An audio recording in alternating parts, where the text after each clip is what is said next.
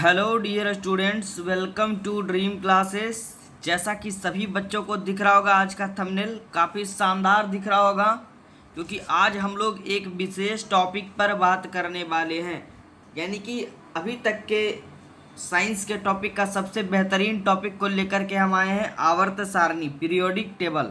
तो आपने बहुत सारे वीडियोस देखे होंगे यूट्यूब पे और बहुत सारे क्लासेस करे होंगे। तो आज तक आपकी समझ में अगर आवर्त सारणी नहीं आया है तो ये वीडियो आप अंत तक जरूर देखिए, ठीक है। आपका एक एक कन्फ्यूजन हम दूर करेंगे, इसका हम गारंटी लेते हैं। और एक ही वीडियो में आपका पूरा पीरियोडिक टेबल, ठीक है, पूरे ट्रिकली और बहुत ही शानदार कॉन्सेप्ट के साथ हम आज इसको क्लियर करवाएंगे, ठीक है। बस आप लोग अंत तक क्लास में बने रहिएगा, और अगर वीडियो अच्छा नहीं लगे तो डिसलाइक जरूर कर दीजिएगा, ठीक है। चलिए तो शुरू करते हैं आज की क्लास को। सभी स्टूडेंट का वेलकम एक बार फिर से है आपके अपने यूट्यूब चैनल ड्रीम क्लासेस 9-10 पर। तो देखिए, शुरुआत आपको करनी है सबसे पहले आवर्त सारणी को जानने से पहले, ठीक है। आपको इसमें आने वाले तत्वों के परमाणु संख्या के बारे में ज्ञान होना चाहिए, ठीक है। तो देखिए, आप लोग लगातार से देखिए, इस तरह से आप अपना नोटबुक एक बना लीजिएगा, ठीक है। और उनको अच्छे से बना करके आप अच्छे से कम आपको जो है ना, एक से कम 40 तक, ठीक है, 40 तक आपको याद रखनी है एकदम अच्छे से। यानी आप उसको कह सकते हैं साधारणतः मूल भाषा में जबान पे रखनी है एक एक टॉपिक को, कि आपको ऐसे पढ़ लेना है कि आपके देखिए, हाइड्रोजन जो होता है वो परमाणु संख्या 1 इसका होता है, हीलियम का 2 होता है, लिथियम का 3 होता है, बेरिलियम का 4 होता है, बोरोन का 5 होता है। ये एकदम आपको, ये आपकी जिम्मेदारी रही, इसका तो आपको करना ही पड़ेगा इतना, ठीक है। जैसे आप लोग वीवीआई जो टॉपिक होता है, जैसे जो चर्चित होता है, जैसे सोडियम हो गया, देखिए सोडियम में 11 नंबर पे होता है, तो आपको याद होगा, ये पता होगा। ऑक्सीजन की परमाणु संख्या 8 होगी, उसको हमने हाईलाइट करवा रखा है। कार्बन का आपने पढ़ा होगा 6 होता है। तो ये टॉपिक आपका टास्क रहा, होमवर्क रहा। और जिन बच्चों ने इस टास्क को पूरा कर लिया, ठीक है, अगले जो इस टॉपिक को पूरा कर लेने के बाद आगे की वीडियो उनके लिए एकदम ही नॉर्मल सरल हो जाएगी, ठीक है। और आपके दिमाग में पूरा पीरियोडिक टेबल एकदम कह सकते हैं आपकी चला जाएगा, और कोई भी कंफ्यूजन नहीं होगा, ठीक है। तो चलिए एक बार हम अच्छे से बता देते हैं, और थोड़ा सा संकेत भी याद रखिएगा आप लोग। उसके बाद आपका एक एक पीरियोडिक टेबल में टॉपिक क्लियर रहेगा। तो आपको नॉर्मल में याद रखनी है, हाइड्रोजन की परमाणु संख्या 1 होती है, हाइड्रोजन के बाद हीलियम का स्थान आता है, lithium, beryllium, boron, carbon, nitrogen, oxygen, fluorine, neon, sodium. कभी कभी ट्रिक भी हम लागू करेंगे, तो उसका ट्रिक भी अच्छे से हम बताते चलेंगे। तो शुरुआती में आपको कम से कम 40 तक खुद से करना है, ठीक है। देखिए, सोडियम का हमें पता होता है 11 होता है, 11 होता है। सोडियम के बाद magnesium 12, aluminium 13, silicon 14, phosphorus 15, sulphur 16, chlorine 17 होता है, Cl इसका संकेत होता है, आर्गन 18, ठीक है। देखिए, दिख रहा है आपको, आर्गन 18, पोटेशियम 19, कैल्शियम 20, स्कैंडियम 21 होगा, और टाइटेनियम 22, वेनेडियम 23, क्रोमियम 24, मैग्नीज 25, और लोहा या आयरन कह सकते हैं 26 पे होगा, कोबाल्ट 27, निकेल 28, तांबा या कॉपर एक ही होता है 29, और जस्ता या जिंक हो गया 30, ठीक है। तो याद करना आपकी जिम्मेदारी रही, ठीक है। ऐसा नहीं कि सभी ट्रिक से तो याद करवा सकते हैं, लेकिन बहुत ज़्यादा कन्फ्यूजन हो जाएगा। अब देखिए, जहाँ जहाँ ट्रिक लागू होगा वहाँ पे हम बताते चलेंगे। अभी हमने पढ़ लिया वहाँ तक 30 तक, आगे 31वें नंबर से याद रखना है। देखिए, गैलियम हो गया 31 होगा, जर्मेनियम 32 होगा इसका, आर्सेनिक का 33, selenium 34, bromine 35, krypton 36, rubidium 37, strontium 38, इत्रियम 22 हो जाएगा 39, और 40 नंबर में हमारा हो जाएगा जर्कोनियम ZR 40, ठीक है। तो कम से कम 40 तक आपको एकदम कंठस्थ याद रखनी है, एकदम आपके मुंह में होनी चाहिए ये। उसके बाद देखिए, अब हम लोग कुछ ट्रिक से कुछ और वीवीआई जितने हमारे इसमें पढ़ने हैं उसको हम लोग हाईलाइट करके रखे हैं, और उसको आपको याद रखनी है। देखिए, अगला जो आपको यहाँ पर पढ़ना है, चांदी का याद रखिएगा, बहुत ही ज़्यादा काम देगा आपको आगे आने वाले टॉपिक में। देखिए, चांदी का होता है जी संकेत Ag, आप लोग जानते हैं। सोना का Au होता है, चांदी का याद रखिएगा परमाणु संकेत 47 होता है। और चांदी जब छक्का मार देगा, ठीक है, 6 जब मार देगा तो वो पहुंच जाएगा आयोडीन पे। तो आयोडीन का कितना हो जाएगा 53, याद रखिएगा। एक ट्रिक देखिए यहाँ पे काम आएगा, चांदी ने 6 मारा, पहुंच गया आयोडीन पे, क्लियर है। और एक जीनोन भी कभी कभी पूछता है बोर्ड एग्जाम में, ठीक है, बहुत सारे एग्जाम में बनेगा ये। जीनोन की परमाणु संख्या कितनी होगी, तो 54, इसका संकेत एक्स ही होता है। अब देखिए आगे हमारा 57 नंबर जो VBI है और एग्जाम में पूछता भी है कि परमाणु संख्या 57 से 71 वाले तरफ जो है लेंथेनाइड्स कहलाते हैं, और 57 वाला जो होगा ना उसमें परमाणु संख्या हो जाएगा लेंथेनम का। याद रखिएगा, यहाँ तक कोई दिक्कत। अब देखिए अगला VBI क्या पढ़ना है इसमें आपको, इसमें अगला VBI याद रखिएगा एक 69 पे हमारा होता है थूलियम। थूलियम को याद रखिएगा। फिर होता है देखिए टंगस्टन। टंगस्टन जो होता है विद्युत बल्ब में इसका प्रयोग होता है धातु का, तो वो 74 पे होता है, ठीक है। और फिर आपको देखिए यहाँ पे चारों का हम ट्रिक एक बता रहे हैं, उसको अच्छे से सुन लीजिए, ध्यान से रिवीजन कर लीजिएगा घर पे, ठीक है। एकदम कन्फ्यूजन दूर रखिएगा, ठीक है। देखिए कैसे याद रखना है, ये देखिए सोना, पारा, थैलियम और सीसा, चारों को डायरेक्टली लगातार आपको याद रखना है। बस ये दिमाग में रखिएगा कि सोना हमारा 79 से शुरू हुआ था। देखिए ट्रिक यहाँ पे ये लागू करिएगा, जैसे वहाँ पे आपने पढ़ा अभी कि चांदी ने 6 मार दिया, कहाँ पहुँच गया, आयोडीन पे, यानी 47 से 53 पे पहुँच गया। चांदी का 47 पढ़े, आयोडीन का 53 पढ़े। अब यहाँ याद रखिएगा देखिए कि सोना को देखे तो मेरा पारा चढ़ गया, ठीक है। देखिए ट्रिक समझिएगा, सोना को देखे तो मेरा पारा चढ़ गया और थैला उठाए हम और शीशा को लेके भाग गए। क्या समझे ट्रिक? थोड़ा बहुत सारे बच्चों को हंसी भी आ रही होगी, लेकिन वैसा नहीं है। पीरियोडिक टेबल बहुत ही थोड़ा ये है बाबू, थोड़ा आराम से रहिए, पेशेंस रखिए, एक एक टॉपिक क्लियर करवाएंगे, ठीक है। देखिए समझिए, ट्रिकली समझिएगा। सोना को देखा तो मेरा पारा चढ़ गया और मैंने थैला उठाया और शीशा को लेकर भाग गए, यानी सोना का 79 होगा, AU संकेत होगा। सोना को देखे तो हमारा पारा चढ़ गया जी, तो पारा HG हो जाएगा, 80 हो जाएगा। फिर हम लोग थैला उठा लिए, थैलियम TI 81 होगा, और शीशा को लेकर भाग गए, PB 82 होगा। क्लियर है? ये चारों याद हो गया होगा, मुझे उम्मीद है। चलिए अगला याद रखना है आपको, देखिए 85 में होता है स्टार्टिन, याद रखिएगा, काम देगा ये। स्टार्टिन 85, फिर रेडन 86, ठीक है। एक ही वीडियो में सारा टॉपिक क्लियर करवाएंगे, आपका पूरा पीरियोडिक टेबल हम निचोड़ कर एकदम अच्छे से रख देंगे, बस आप लोग दिमाग यहाँ रखिएगा। क्लियर है? आगे बढ़ते हैं। याद रखिएगा एक रेडियम 88 होगा और थोरियम 90 होगा। थोरियम कितने पे होगा? 90 पे। आगे बढ़ते हैं। अब कुछ और याद रखना है। देखिए 92 पे होता है हमारा, ये देखिए बहुत ज़्यादा पढ़े होंगे आप लोग पीछे वाले क्लासेज में, कि ये देखिए यूरेनियम, यानी U92 जो हो रहा था हमारा, वो 92 पे होता है यूरेनियम। और एक 99 में आइंस्टीनियम होगा, ES 99, और फर्मियम होगा FM 100। आइंस्टीन भी एक वैज्ञानिक थे और फर्मी भी एक वैज्ञानिक थे, ठीक है ना। तो आइंस्टीनियम 99 और फर्मियम 100 होगा। और 3 आपको और याद रखना है, सबसे अंतिम 3 याद रखना है, वो है हमारा ये वाला रॉन्टजेनियम, RJ 111 पे होगा। और अंतिम 2 याद रखना है, उन सेप्शियम जो कि UUS इसका संकेत होगा, 117 पे होगा। और उन आछियम आपका UUO से संकेत होगा, इसका 118 पे होगा। तो ये थोड़ा सा आपके लिए टास्क रहा, जिन बच्चों ने इस टास्क को कवर कर लिया, ठीक है, मुझे उम्मीद है सारे बच्चे कर ही लेंगे, क्योंकि बहुत ही होनहार बच्चे हमसे जुड़े हुए हैं हमारे क्लास में, बहुत ज़्यादा अच्छे बच्चे हैं जो कि पढ़ाई पे फोकस करते हैं। तो ये आपका टास्क रहा, आप ये वाला कर लीजिए, उसके बाद आप यहाँ से वीडियो को स्किप कर दीजिएगा अगले बार जब देखिएगा वीडियो, और फिर इसके बाद देखना स्टार्ट करिएगा, ठीक है। तो चलिए अभी तो आप पूरा क्लास करिएगा, एक भी टॉपिक मिस नहीं करिएगा। अब देखिए हम पढ़ेंगे पीरियोडिक टेबल की स्टार्टिंग टॉपिक को, ठीक है। वीडियो को बिल्कुल भी स्किप नहीं करिएगा, ठीक है, एकदम एक एक टॉपिक देखते जाइए, एक एक सॉल्यूशन करवाएंगे। सबसे पहले याद रखिएगा, आवर्त सारणी पीरियोडिक टेबल कहेंगे किसको? तो देखिए तत्वों के अध्ययन को सरल बनाने के लिए, यानी ये जो हमारा 118 तत्व हमने अभी पीछे देखा, उसके अध्ययन को यानी उसको समझने के लिए, सरल बनाने के लिए क्या किया गया? एक समान गुण वाले तत्वों को एक साथ तथा अलग अलग गुण वाले तत्वों को अलग अलग रखने की व्यवस्था को ही तत्वों की आवर्ती वर्गीकरण कहा गया।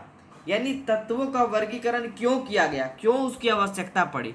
तो देखिए एकदम एग्जैक्टली पे बता रहा है कि तत्वों के अध्ययन को, यानी उसको पढ़ने के लिए, अध्ययन के लिए, सरल बनाने के लिए एक समान गुण वाले तत्वों को एक साथ तथा अलग अलग गुण वाले तत्वों को अलग अलग रखने की व्यवस्था को ही हम तत्वों की आवर्ती वर्गीकरण कहते हैं या कहलाता है। अब देखिए बहुत सारे वैज्ञानिक के बारे में आप लोग पढ़े होंगे, कि ये वैज्ञानिक आए, वो वैज्ञानिक आए, इन्होंने ये किया, उन्होंने वो किया।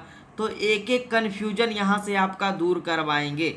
बस बने रहिएगा क्लास में। चलिए नोट्स बनाते चलिएगा जिन बच्चों को अच्छा लग रहा होगा क्लास। और एक एक टॉपिक, अभी तो मेन शुरुआत भी नहीं हुआ है जी। अभी तो हमने अभी उधर परमाणु संख्या के बारे में ही पढ़ा है, परमाणु क्रमांक के बारे में। अब देखिए यहाँ से शुरू होगा हमारा मेन रूप से क्लास कि इतिहास में बहुत सारे लोगों ने तत्वों का वर्गीकरण किया, जिसमें 4 लोग ही जो थे ना वो फेमस थे, प्रसिद्ध थे। अब ये 4 लोग कौन कौन थे उसको हम लोग बारी बारी से उनके बारे में पढ़ेंगे, ठीक है। चलिए आगे बढ़ते हैं। सबसे पहले आइए देखिए, आए डोबेराइनर और यही लाए त्रिक सिद्धांत। त्रिक का मतलब 3, ठीक है। डोबेराइनर आए, त्रिक लाए। तो डोबेराइनर एक जर्मन वैज्ञानिक थे और उन्होंने 1817 ईस्वी में तत्वों को, 1817 में ही आ गए, ठीक है, 3 समूहों में रखा और इस समूह को ही त्रिक कहा गया। देखिए त्रिक 3 है ना। डोबेराइनर आए, त्रिक नियम लाए, कब लाए? 1817 ईस्वी में। अब उन्होंने किया क्या इसमें देखिए, तो डोबेराइनर ने समूह में 3 तत्वों को बढ़ते क्रम में इस प्रकार रखा कि बीच वाले तत्व के परमाणु भार अन्य 2 तत्वों के परमाणु भार के लगभग औसत के बराबर होता है। जैसे कि वो क्या किए देखिए, डोबेराइनर आए ना तो 3 तत्व को वो लिए, लिथियम, सोडियम, पोटेशियम, और उन्होंने तीनों को इस प्रकार बढ़ते क्रम में रखा। जैसे देखिए लिथियम का परमाणु भार 7 होता है, सोडियम का परमाणु भार 23 होता है, पोटेशियम का 39 होता है। इसके बारे में भी पढ़ेंगे क्यों होता है 39। और देखिए उन्होंने एक काम किया, जैसे देखिए लिथियम का 7 होता है, पोटेशियम का 39 होता है, और इसका औसत क्या हो जाएगा? 39 जोड़ 7 46/2 कितना हो जाएगा? 23 हो जाएगा। यानी 3 परमाणु को इस प्रकार वो बढ़ते क्रम में रखें ताकि उसमें जो बीच वाला होता है ना वो अन्य दोनों के औसत के बराबर हो गया, ठीक है। क्या कह रहा है देखिए, डोबेराइनर ने समूह में 3 तत्वों को बढ़ते क्रम में इस प्रकार रखा कि बीच वाले तत्व का परमाणु भार जो है वो अन्य 2 तत्वों के औसत के बराबर हो गया। दोनों का औसत यानी 7 + 39/2 बराबर 23। औसत होता है संख्याओं का योग बटे उनकी संख्या। क्लियर है। अब देखिए इनके जो त्रिक नियम थे उसमें कुछ कमियां थी। कमी क्या थी कि सभी तत्वों को वो त्रिक के रूप में नहीं जमा सके। इस टॉपिक में वो सभी तत्व को 118 जो तत्व था उसको वो उस तरह से नहीं कर पाए, इसीलिए उनका ये फेल हो गया और डोबेराइनर का त्रिक सिद्धांत यहीं तक खत्म हो गया। तो पहले वैज्ञानिक के बारे में आप लोग जान गए, डोबेराइनर आए, उन्होंने त्रिक नियम लाया और उन्होंने 1817 में लाया और वह एक जर्मन वैज्ञानिक थे, ठीक है। तो सवाल यहीं से आपका बनाना स्टार्ट हो जाएगा।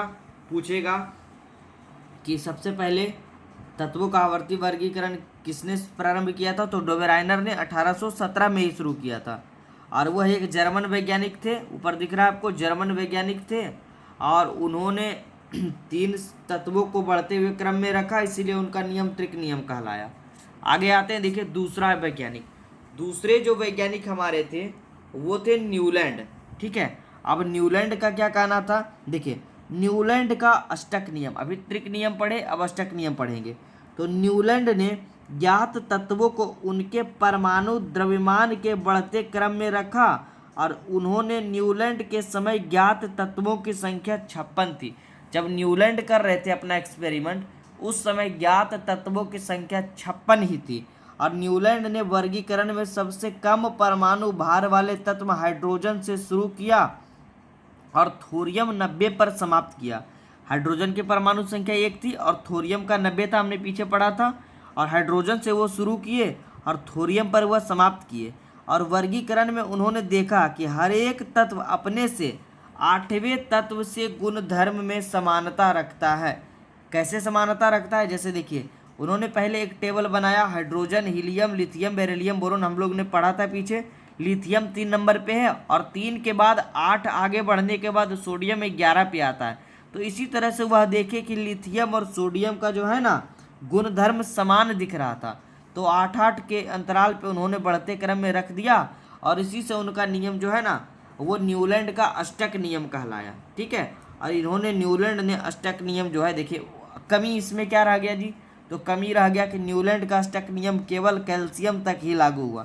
जैसे ये यहाँ से शुरू किया ना, लिथियम, सोडियम और फिर कैल्शियम जो 20 पे आता वहीं तक लागू हुआ, आगे ये वाला नियम उनका लागू नहीं हुआ। ठीक है, तो यहाँ पे कहना था उनका कि न्यूलैंड ने कल्पना की थी कि प्रकृति में केवल 56 ही तत्व हैं। जब ये आए एक्सपेरिमेंट किए तो इनको लगा कि 56 ही तत्व है, पर बाद में कई नए तत्व की भी खोज हो गई, तो इस तरह से इनका वर्गीकरण भी फेल हो गया। ये तो बोले थे 56 ही है, लेकिन और भी आ गया तो इनका फेल हो गया। अब देखिए यहाँ पे याद रखना है एक VVI करके कि न्यूलैंड का अष्टक नियम सन 1866 ईस्वी में दिया गया था। अभी पीछे आया डोबेराइनर का त्रिक नियम, तो दो सवाल देखिए, सवाल यहाँ से बनना आपका शुरू हो गया। ठीक है, पूछेगा आपको एग्जाम में कि त्रिक नियम कौन दिया बाबू, तो डोबेराइनर दिए। डोबेराइनर कहाँ के वैज्ञानिक थे, तो जर्मनी के वैज्ञानिक थे, है ना। और डोबेराइनर ने त्रिक नियम कब दिया, 1817 ईस्वी में। अब पूछेगा न्यूलैंड ने अष्टक नियम कब दिया, 1866 में। या पूछ देगा अष्टक नियम किसने दिया, तो न्यूलैंड जी ने दिए थे। और पूछेगा अष्टक नियम जब न्यूलैंड दे रहे थे उस समय ज्ञात तत्वों की संख्या कितनी थी, तो 56 थी। ठीक है, चलिए 4 वैज्ञानिक के बारे में हमें पढ़ना है, 2 के बारे में हम लोगों ने पढ़ लिया। पहला क्या पढ़े हम लोग, डोबेराइनर का त्रिक नियम, दूसरा पढ़े न्यूलैंड का अष्टक नियम। अब थर्ड में हम लोग आते हैं और उसको हम लोग क्लियर करते हैं। देखिए थर्ड नंबर वैज्ञानिक आए मेंडलीफ। ठीक है, तो देखिए यहाँ पे याद रखिएगा कि मेंडलीफ एक रसियन वैज्ञानिक थे। डोबेराइनर कौन थे जी, जर्मन वैज्ञानिक थे, और मेंडलीफ एक रसियन वैज्ञानिक थे। और तत्वों के वर्गीकरण में मेंडलीफ का प्रमुख योगदान रहा, क्योंकि मेंडलीफ ने ही 1869 ईस्वी में इसका निर्माण किया। एक आए तो 1800 कितने में किए, 1817 में किए, एक आए 1855 में किए, और एक मेंडलीफ आए तो 1869 में। और एक VVI टॉपिक याद रखिएगा, सवाल में आपसे पूछा जाएगा कि मेंडलीफ ने ही सबसे पहले आवर्त सारणी का निर्माण किया, यानी पीरियोडिक टेबल का निर्माण कौन किया, आवर्त सारणी का निर्माण का जन्मदाता मेंडलीफ को ही कहा जाता है। अब देखिए इसमें पढ़ना आपको कि मेंडलीफ ने हाइड्रोजन से शुरू कर तत्वों को उनके परमाणु द्रव्यमान के अनुसार बढ़ते क्रम में रखा था। ठीक है, हाइड्रोजन से शुरू किया था। अब देखिए मेंडलीफ ने आवर्त सारणी को ग्रुप यानी वर्ग और पीरियड यानी आवर्त के रूप में बांटा था। वर्ग और आवर्त, वर्ग जो खड़ा है इस तरह से और आवर्त जो इस तरह से क्षैतिजीय पड़ा है। ठीक है, अब देखिए यहाँ पे याद रखिएगा कि मेंडलीफ के आवर्त सारणी में 9 वर्ग और 7 आवर्त थे। ठीक है, देखिए आवर्त कभी भी चेंज नहीं होगा, आगे भी जब आएंगे अगले वैज्ञानिक तो आवर्त वही रहेगा, याद रखिएगा। मेंडलीफ ने आवर्त सारणी में 9 वर्ग, ये जो खड़ा है वो 9 गो था और ये जो पड़ा है वो 7 गो था। ठीक है, और इसके बाद याद रखिएगा कि मेंडलीफ के समय ज्ञात तत्वों की संख्या 63 थी। अभी आया था पीछे किसके बारे में, ये त्रिक नियम वाला, ये अष्टक नियम न्यूलैंड था, तो उनके समय ज्ञात तत्वों की संख्या 56 थी। और मेंडलीफ जब आए तो उनके समय ज्ञात तत्वों की संख्या 63 हो गई। ठीक है, और देखिए इसमें भी कुछ कमी रह गया मेंडलीफ वाले में भी। तो मेंडलीफ ने समान गुण वाले तत्वों को अलग अलग रखा और ज़्यादा परमाणु वाले तत्वों के कम परमाणु वाले द्रव्यमान वाले तत्वों में के पहले रख दिया। समझिएगा टॉपिक को, समझिए यहाँ पर अभी तक जो है ना सारा टॉपिक जो है विभाजन जो है वो हो रहा था आवर्त परमाणु संख्या के, परमाणु द्रव्यमान के आधार पर ही। ठीक है, देखिए फिर से हम रिवीजन करवा रहे हैं, थोड़ा सा ध्यान रखिएगा अच्छे से। मेंडलीफ जब आए ना तो आवर्त सारणी में 9 वर्ग और 7 आवर्त थे। और देखिए मेंडलीफ ने समान गुण वाले तत्वों को अलग अलग रख दिया और ज़्यादा परमाणु वाले तत्वों को कम परमाणु द्रव्यमान वाले तत्वों के पहले रख दिया। ठीक है,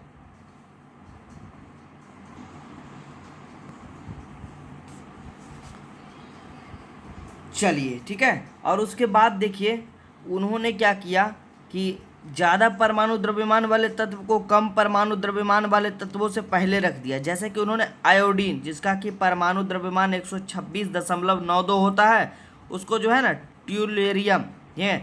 ट्यूरेरियम के 127.61 होता है इसके बाद रख दिया। तो इसमें उनकी कमियां जो है वो निकल करके आ गई। ठीक है, चलिए अब देखिए सबसे अंत में जो आए वो आए आधुनिक आवर्त सारणी की खोज, जो कि किए थे कौन जी, ये देखिए दिख रहा है, आधुनिक आवर्त सारणी लेकर के आए कौन? मोसले जी। तो 1913 ईस्वी में मॉडर्न पीरियोडिक टेबल यानी हेनरी मोसले ने एलिमेंट के एक नए गुण एटॉमिक नंबर, यानी यही एक वैज्ञानिक थे जो परमाणु संख्या की खोज की, और फिर मोसले ने ही तत्वों को बढ़ते हुए द्रव्यमान के बजाय तत्वों को उनके बढ़ते हुए परमाणु क्रमांक के अनुसार वर्गीकृत किया। यानी 3 नंबर तक जितने भी वैज्ञानिक आ रहे थे पहले, सब परमाणु द्रव्यमान के अनुसार बांट रहे थे सबको, फिर ये तत्वों को, ठीक है। और अब जो सबसे अंतिम में जो आए मोसले जी 1913 ईस्वी में लाए आधुनिक आवर्त सारणी, ठीक है, मॉडर्न पीरियोडिक टेबल जो लेकर के आए, उन्होंने आवर्त सारणी को परमाणु संख्या के अनुसार डिवाइड किया। अब उन्होंने क्या किया देखिए कि आधुनिक आवर्त सारणी की जानकारी प्राप्त करने के लिए हमें 3 चीज़ों का आना बहुत ही आवश्यक है। सबसे पहला देखिए एटॉमिक नंबर यानी कि परमाणु क्रमांक, दूसरा हमारा एटॉमिक मास यानी परमाणु द्रव्यमान, और तीसरा हमारा किसी भी तत्व का सेल स्ट्रक्चर, ठीक है। तो चलिए क्लास को ज़्यादा लंबा नहीं ले जाएंगे, अभी आपको याद रखनी है जितना भी हमने परमाणु संख्या के क्रमांक के बारे में पढ़ा वो याद रखना है पूरा, और जो उसके बाद 4 वैज्ञानिक लगातार आए, ठीक है, तो कौन से वैज्ञानिक कितने नंबर पे आए और किन्होंने क्या करा और कब इसका खोज किया, यहाँ तक आप लोग क्लियर रखिए। और अगले पार्ट में हम लोग इसके पूरे पीरियोडिक टेबल का निचोड़ हम लोग देखेंगे। तो जो भी स्टूडेंट दोनों लेक्चर को देख लेंगे, उसके बाद देख लेने के बाद आप बता दीजिएगा हमें कमेंट बॉक्स में कि आपका एक एक टॉपिक हमने क्लियर करवाया कि नहीं, ठीक है। अभी ये हमारा पार्ट 1 था, इसको देखना ना भूले, प्लेलिस्ट हमने बना दिया है, जाइए हमारे चैनल के प्लेलिस्ट में इसको विजिट करिए, और अगर वीडियो अच्छा लगे तो इसको ज़्यादा से ज़्यादा शेयर करिए, ठीक है। तब तक के लिए ऑल द बेस्ट, और क्लास 10th की स्टडी के लिए, 9th की स्टडी के लिए हमारे चैनल ड्रीम क्लासेस 9, 10th को सब्सक्राइब करना ना भूलें, ठीक है। तो फिर मिलते हैं हम लोग अगले क्लास में, तब तक के लिए ऑल द बेस्ट, बने रहिए हमारे साथ और अपनी तैयारी को जारी रखिए, ठीक है।